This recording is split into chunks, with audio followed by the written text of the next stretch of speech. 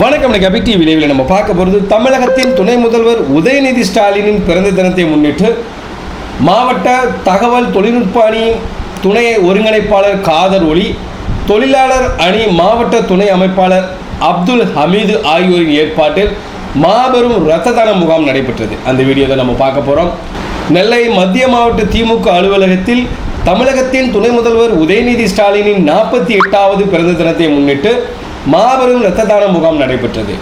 தகவல் தொழில்நுட்ப அணி மாவட்ட துணை ஒருங்கிணைப்பாளர் காதர் ஒளி, தொழிலாளர் அணி மாவட்ட துணை அமைப்பாளர் அப்துல் ஹமீது ஆகியோரின் ஏற்பாட்டின் பேரில் நடைபெற்ற இரத்த தான முகாமில் மத்திய மாவட்ட பொறுப்பாளர் டிபிஎ மைதீன் கான் சிறப்பு விருந்தினராக கலந்து கொண்டு இரத்த தான முகாமை துவக்கி வைத்தார்.